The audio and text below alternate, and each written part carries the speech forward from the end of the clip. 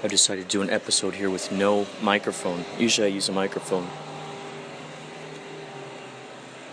There's some work going on with someone who has a leaf blower or some sort of landscaping mechanism.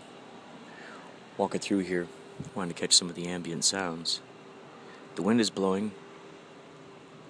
Would not be surprised if a hummingbird appeared. Would not be surprised at all. The antenna tree is growing quite tall. My tree friends are doing great.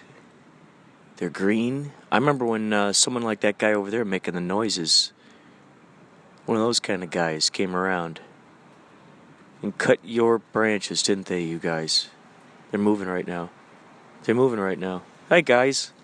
Look at that. They're moving right now. You guys, thank you. This is the response, right? The cooperation, collaboration. Man, I've learned so much just being out here on the balcony looking at these plants, these guys. It's crazy. I'd hang out here and philosophize so much more. And the tree, the antenna tree, which I'm now learning is a palm tree, growing. Bam, it's been sprouting. It would grow towards the balcony. Oh, you guys are moving again because I'm talking about you. I would start noticing, now look, I'm going to look behind the trees that are moving right now. I'm waving to them. Oh my gosh, those back there are moving. Now those guys are moving. That's the interesting thing. If you just play with that idea, hi. As soon as I wave to the ones in the back, they wave to me. And those back there too. I just waved to you guys. And then they moved. I waved to them. Hey guys. I waved to them and then they moved. Oh my gosh. That's amazing. It's amazing.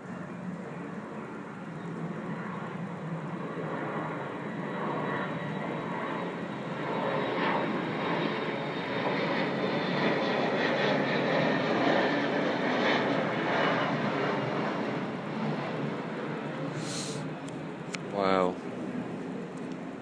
Incredible, beautiful day. That big tree over there is moving.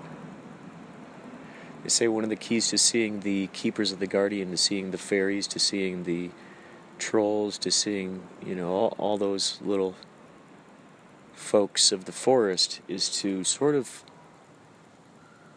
unfocus your eyes and kind of let the trees, I'm looking at the trees right now, that big old tree, altogether it's coagulated into a bush. I could see a bunch of different, if you just let your eyes go, just like that one's talking right now. I mean, if you just play with that idea, it's really, wow.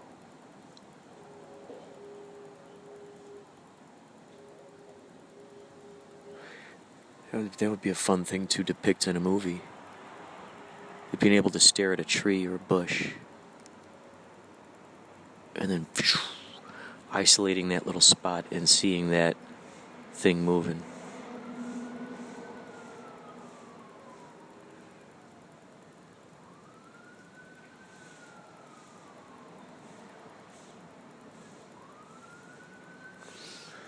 This is incredible. I gotta say.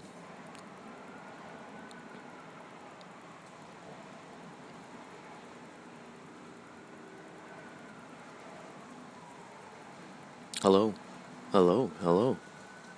Those trees right there, if they grow too close to the telephone wires, the guy comes in and chops them. It's sad. It makes me sad when I see it happen. These guys are exciting, because now they're growing, moving, grooving. Pow! Growing, flowing. You guys, how are you? Ladies and gentlemen. Greens, brighter greens, aquamarines, blues, all kinds of shades going on in there, you guys. Incredible. It's an incredible thing when you think about that. The idea that these colors, the leaves I'm looking at right now, they're reflecting the color green. They're reflecting the color green. So it makes me wonder if perhaps they're giving permission to the green. It's an agreement between the leaves and the green. The color, certainly they must be color. They're moving right now. Whoa, they're moving big right now. Whoosh, all you guys, rah, yes, that's right, like an audience, that's right, holy cow, he gets it, whoa. All of a sudden those guys clapping way back there now, look at it, rah, yeah, oh yeah, he gets it, holy cow. What I might have to do here is actually take some video of these trees back here so you can also unfocus your eyes. I'll do an Instagram one. And then unfocus your eyes, just see what kind of creatures you see in these trees. Be with it. Be with it. If we're from the same place, if these trees, these leaves, all of this stuff here in front of me is from the same place, if we're all from the same place, certainly that must mean that I have the capacity to speak the same language that these creatures, beings, speak as well. There's that language that they got. I feel the idea of language barriers, that it's like, for instance, I just saw Westworld the other season 2, and one of the characters says to the other one, hey, it's in your system, you're programmed to be able to speak this other language. And once the woman realized she could speak that other language, all of a sudden she's speaking that other language and starting to actually transpose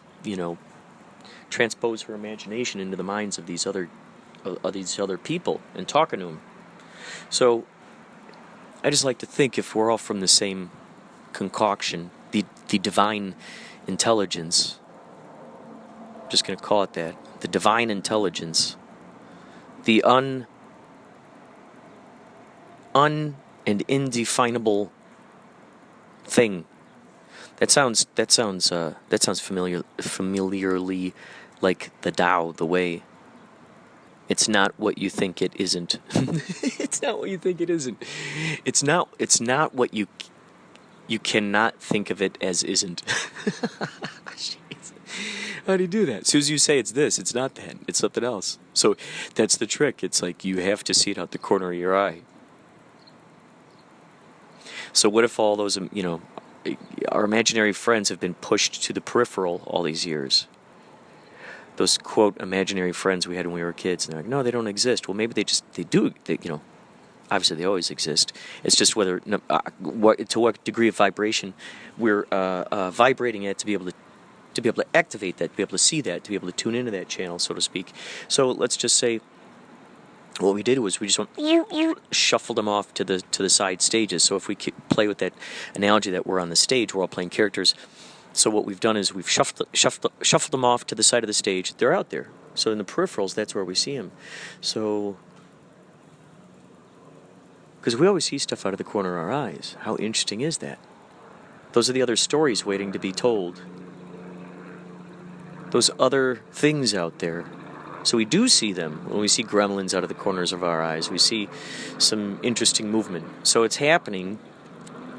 We've just been relaxed enough, perhaps. And like Alan Watts talks about the spotlight, the kind of the light, that awareness that we walk through, rather than a spotlight, like you widen the scope of that light. And so let's say, for instance, can we, I'd like to already say yes, train ourselves to see the peripherals in a very, very clear fashion? Can we give ourselves that gift of like pure, crispy sight all through the view? Can we do that? Yeah, I would like to believe that. Yeah, absolutely. There'll be technology that's just popped in my brain where people will be able to widen their pupils. They'll be able to pull their irises out.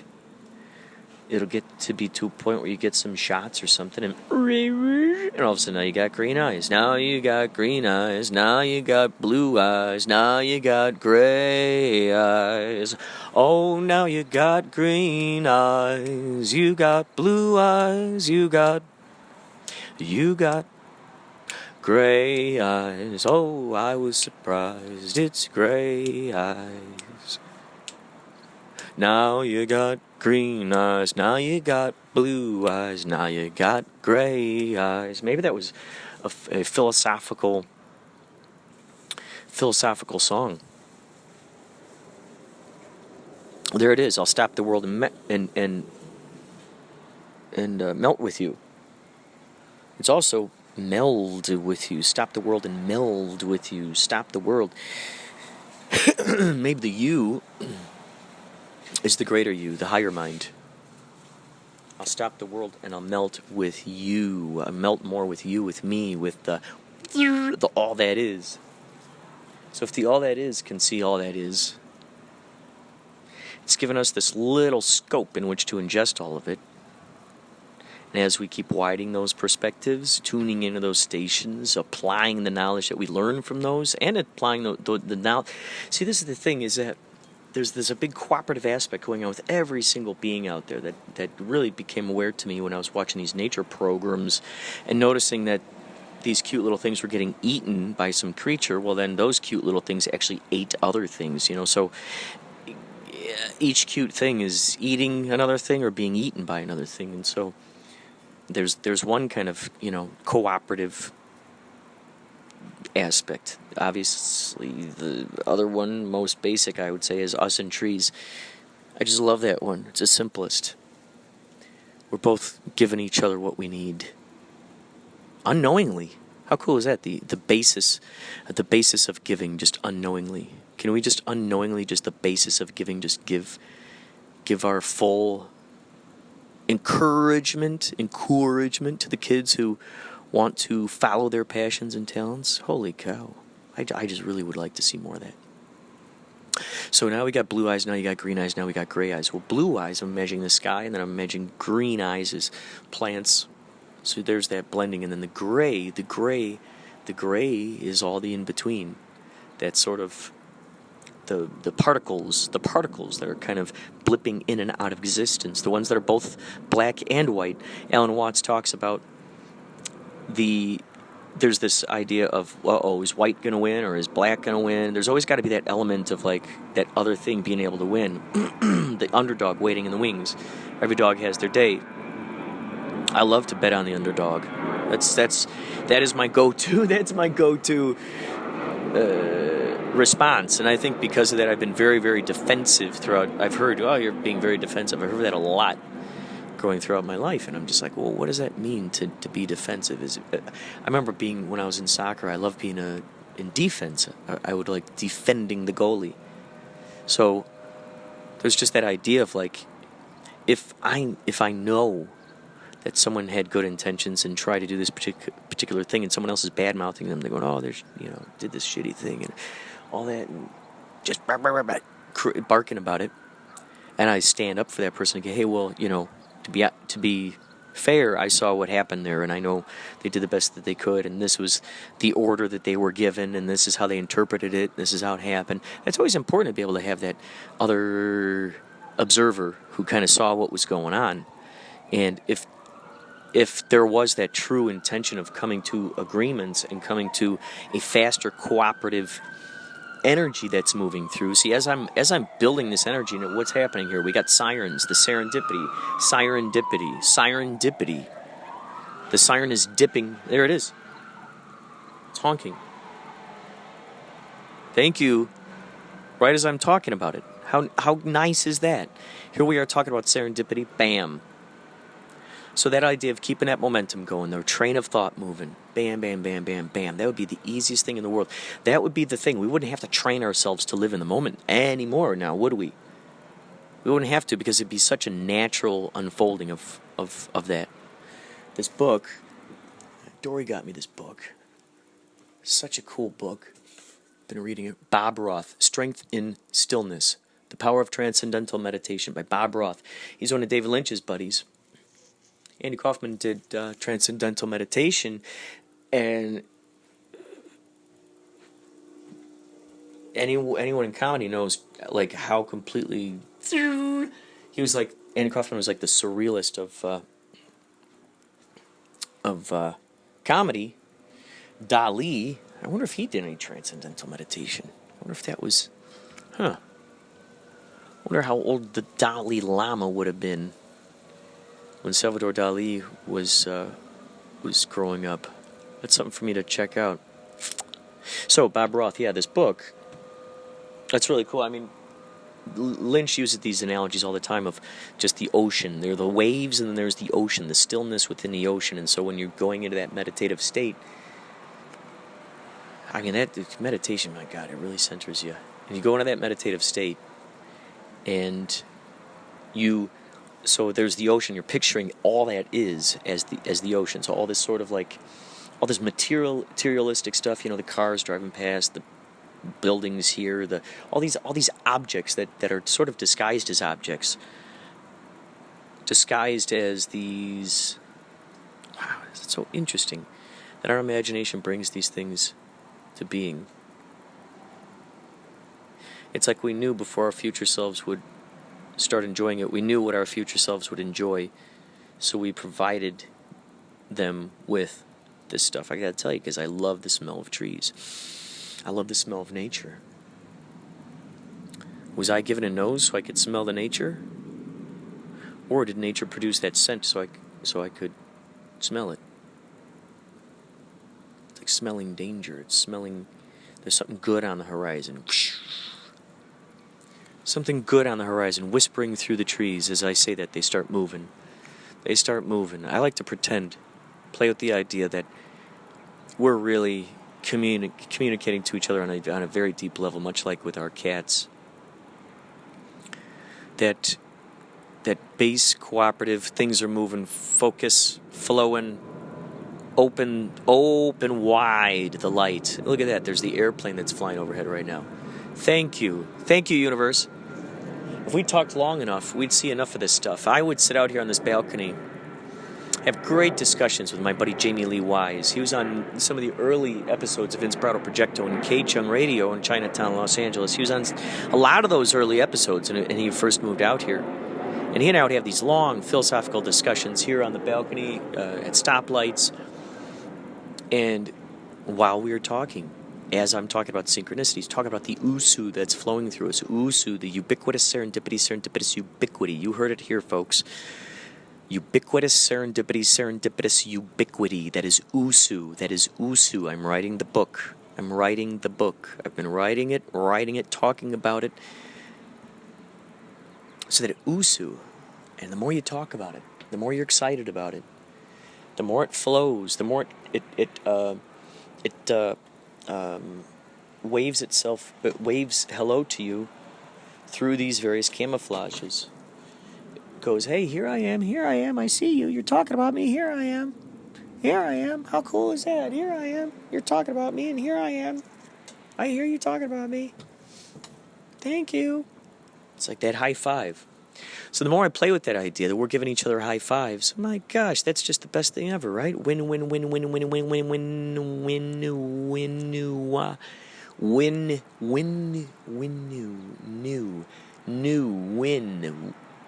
new win, now one. That's the other thing I love, is getting deep into the etymology. Really breaking down words. I love it. Do you like etymology? If so, what are some of your favorite discoveries that you've come across? I've got so many of these things I've written down that are just so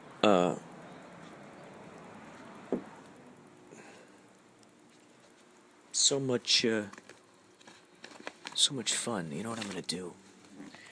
I've been compelled to read another giblet here.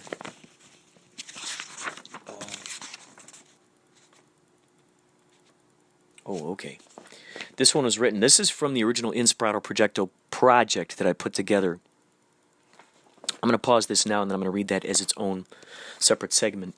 In the meantime, let's check out what John Garside from Forgotten Tales is up to. We'll see you soon.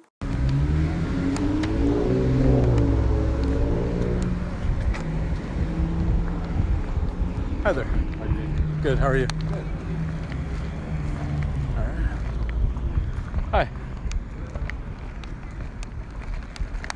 That last one was a head nod. You know what I mean? Like you say hi and you couldn't hear it, so he just did the head nod, like kind of like Boba Fett, but the opposite.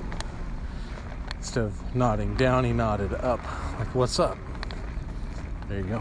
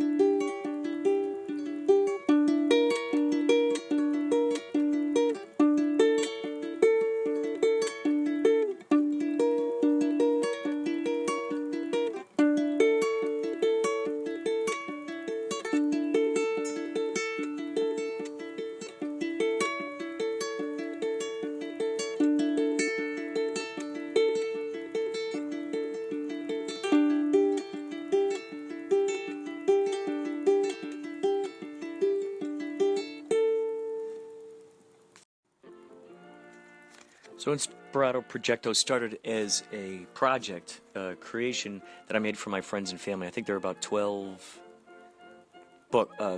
of these things. And what it was I took a bunch of haikus, poems, short stories, put them together, put them into a book, made it an activity book. You had to interact with this thing. And I would draw on the pages. I would draw like directly on the pages of where my prose was. And I would draw some creature but with no head. Or I would say, write a haiku here. Here's a rule. Here are the rules of how to write a haiku. And then, write a haiku. One of them said, so I bound those together. I put a three ring, put the 3 rings in there, punched them in there, found folders that had 3 clips in there, and I clipped them in there, and then these things had pockets, these folders, so I used Velcro on it, and I had pirate patches. Oh, so I went to a favor, where you get party favors. So I got a bunch of these different things. I got harmonicas, I got some crayons, I got little tiny sketch books and pencils, plastic harmonicas, 3D glasses, I think. Just different stuff. And so those were in the pockets, the Velcro. And so within the book, it would say, take out your eye patch, look in the mirror, and talk like a pirate. Don't tell anyone else. Put the eye patch back in the pocket, And so it was that kind of thing. It was to get people inspired. The whole idea was to get my friends inspired to just use their creative minds, just really investigate in it. So then I used that name when I created the K-Chung show, K-Chung 1630 show, Inspirado Projecto, and then that just became the podcast. So now I'm just viewing it like it's a network of various talents. So I'm going to read for you. Here are the pages. I'm going to read for you one of these poems. Yeah, it's one page. Prose, I guess. Prose, poem. And I was playing a lot of... it was a Zelda game for Nintendo 64. Masks? No, it's not with the masks. Ocarina of Time. Oh, man, I got lost in that world. I loved it. That was so cool. I loved that open prairie and just, wow. I think that's why I love the Red Dead Redemption and Grand Theft Auto kind of games, just so you can just go out there and just test out this crazy stuff. So, in that Zelda game, there was a lady who had a whole bunch of chickens. You had to catch these chickens. That would be a great invention, the chicken kitchen. I'm sure a lot of people have thought about that. Kitchen chicken, chicken kitchen, kitchen chicken. Kitchen chicken, oh my God. Someone dresses up in a chicken suit and they cook. They're a chef. They come over and they cook stuff up, but they're wearing a chicken costume. That'd be freaking awesome. And you could have a rabbit. Well, but it just sounds so good, chicken kitchen. Maybe like chicken kitchen, so like on Easter, you got an Easter bunny in there. But there's also a chick, or a chicken. So anyway, here we go. This one is called Wrenched Back Around. A woman holds her hands to her face, standing next to an empty pen. Her dress dances easily in the wind, and her curly brown hair swings this way and that, while the chickens run circles around her. A few are pecking at the loose paint on her house. They're clucking, cluck, cluck, cluck, cluck, cluck, cluck, like children, getting toenails pulled out with needle-nose pliers. I approach her with hands in pockets, because the folk around here get uneasy when strangers have their hands in the open. Something has her turn around. I don't know if I step on a stick or the metal plate in my knee squeaks, but she turns around. My chickens! Can you do something? She asks. I'll try, miss, I say as I shake my head. What is happening? She's crying now. I say as I glance up at the windmill. Have you seen this? She approaches me. Yes, it seems you have some trouble. I notice a scar on her left cheek. They run rampant. Keep escaping. She looks around. Right. They don't appear to be very well trained. I look around. Be honest. Have you ever seen anything like this? She throws her hands up. It is quite mad. I look up at the windmill. How do I get these chickens in here? She points at the pen. We could pick them up and then we would just put them in there, I suggest. Do you know how? She frowns. I've picked up chickens before, I lie.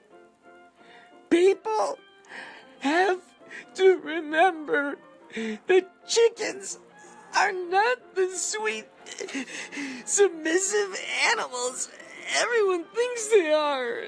She continues to frown. I have never believed that chickens are cute and cuddly, I say. Because they aren't. Their claws are sharp. Their beaks are sharp, she yells. Okay, I glance up at the windmill. You need to be prepared, she yells. I play with her broken stick with my foot.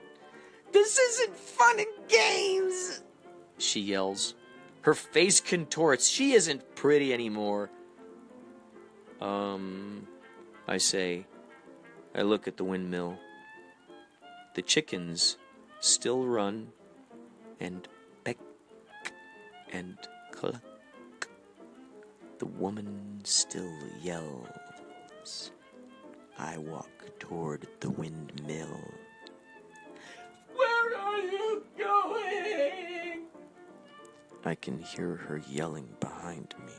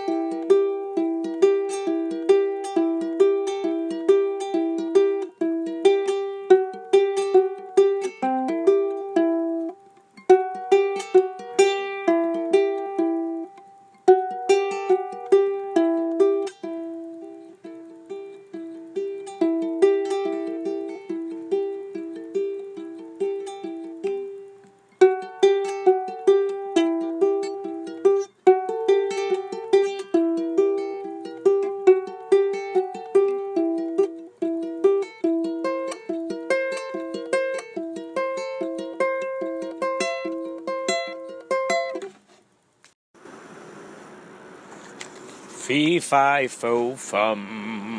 Look at that, look at that. That's my cat, that's my cat. Oh, my cat, my cat, my cat. Oh, look at that, look at that. It's my cat, it's my cat. Oh, look at that, look at that, look at that. Look at that, it's my cat. Look at that, it's my cat. Look at that, look at that, look at that.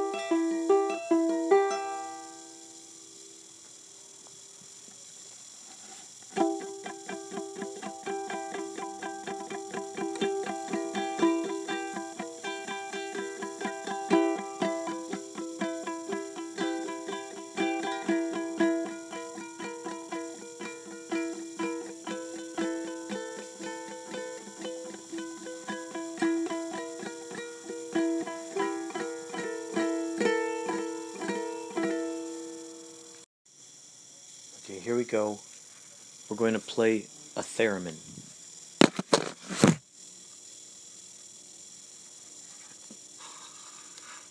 Extending the antenna. Pushing the button. Whoops.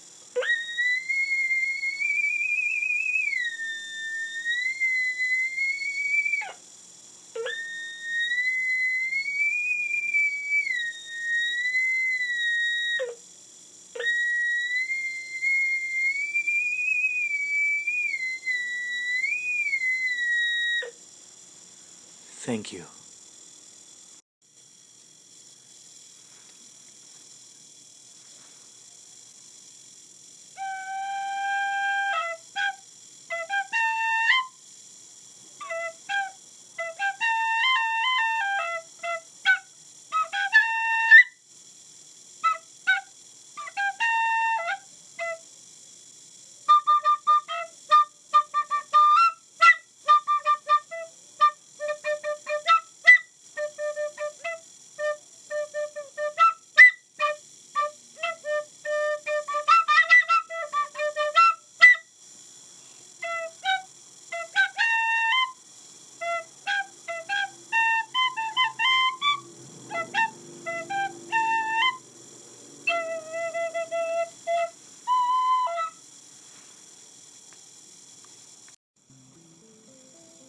This concludes another episode of Inspirado Projecto.